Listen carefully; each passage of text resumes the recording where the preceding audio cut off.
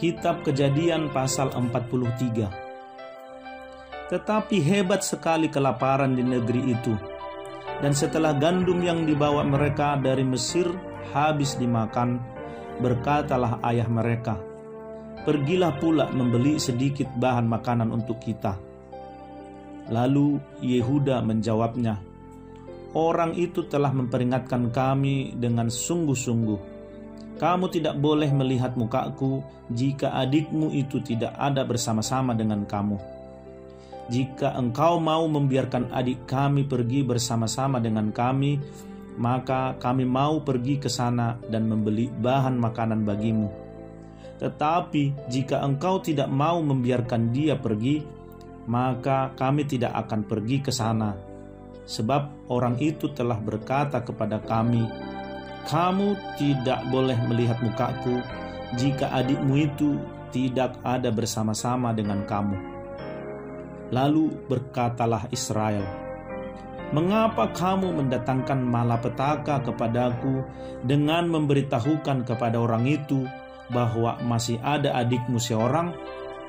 Jawab mereka, "Orang itu telah menanyai kami dengan seksama tentang kami sendiri dan tentang sanak saudara kita. Masih hidupkah ayahmu? Adakah adikmu lagi?" Dan kami telah memberitahukan semuanya kepadanya seperti yang sebenarnya. Bagaimana kami dapat menduga bahwa ia akan berkata, "Bawalah kemari adikmu itu"? Lalu berkatalah Yehuda kepada Israel ayahnya, "Biarkanlah anak itu pergi bersama-sama dengan aku, maka kami akan bersiap dan pergi, supaya kita tetap hidup dan jangan mati, baik kami maupun engkau dan anak-anak kami. Akulah yang menanggung dia. Engkau boleh menuntut dia daripadaku. Jika aku tidak membawa dia kepadamu dan menempatkan dia di depanmu, maka akulah yang berdosa terhadap engkau untuk selama-lamanya. Jika kita tidak berlambat-lambat, maka tentulah kami sekarang sudah 2 kali pulang." Lalu Israel, ayah mereka, berkata kepadanya, "Jika demikian, perbuatlah begini. Ambillah hasil yang terbaik dari negeri ini dalam tempat gandummu dan bawalah kepada orang itu sebagai persembahan. Sedikit balsam dan sedikit madu, damar dan damar ladan, buah kemiri dan buah badam. Dan bawalah uang 2 kali lipat banyaknya. Uang yang telah dikembalikan ke dalam mulut karung-karungmu itu haruslah kamu bawa kembali. Mungkin itu suatu kehilafan. Bawalah juga adikmu itu. Bersiaplah dan kembalilah pula kepada orang itu.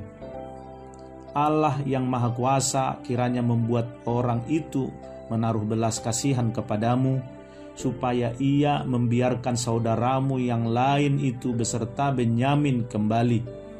Mengenai aku ini, jika terpaksa aku kehilangan anak-anakku, biarlah juga kehilangan." Lalu orang-orang itu mengambil persembahan itu dan mengambil uang 2 kali lipat banyaknya, beserta Benyamin juga.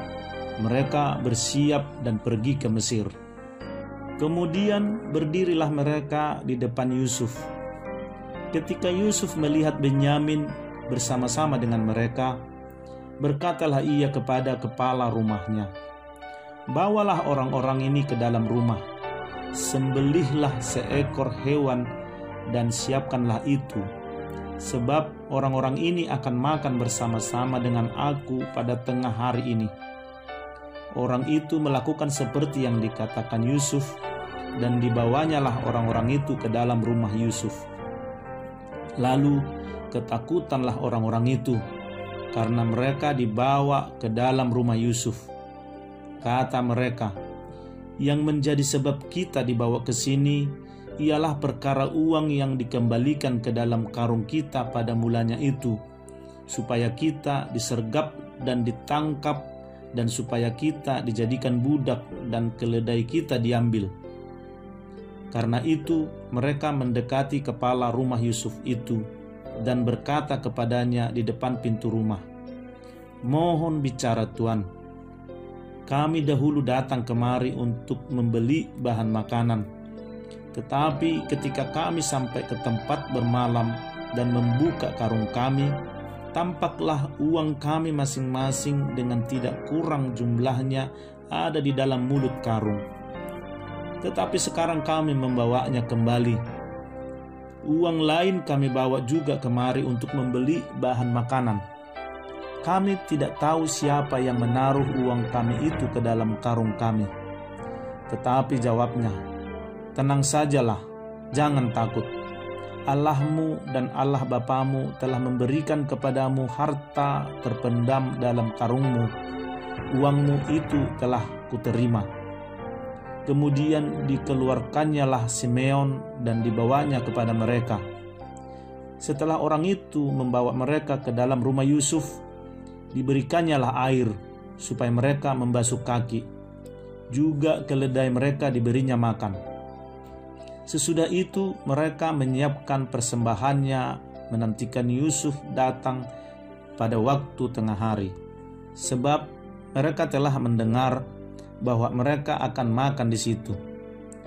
Ketika Yusuf telah pulang, mereka membawa persembahan yang ada pada mereka itu kepada Yusuf di dalam rumah, lalu sujud kepadanya sampai ke tanah.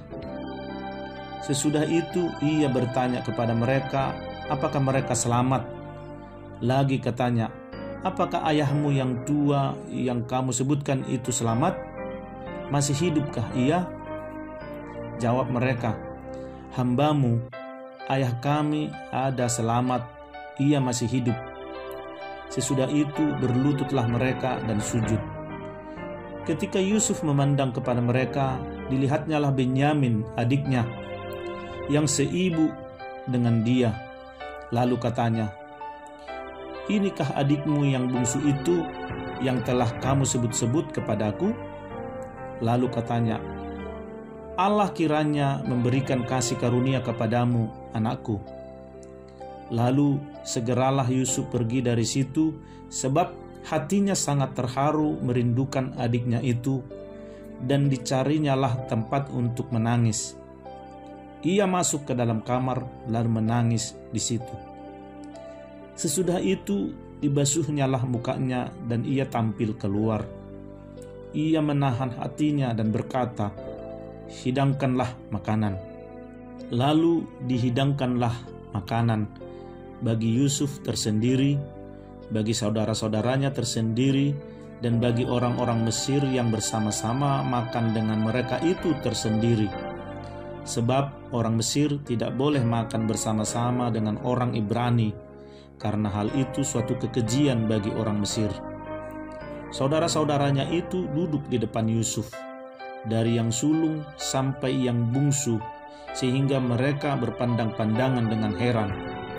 Lalu disajikan kepada mereka hidangan dari meja Yusuf. Tetapi yang diterima Benyamin adalah 5 kali lebih banyak daripada setiap orang yang lain. Lalu minumlah mereka dan bersukaria bersama-sama dengan dia.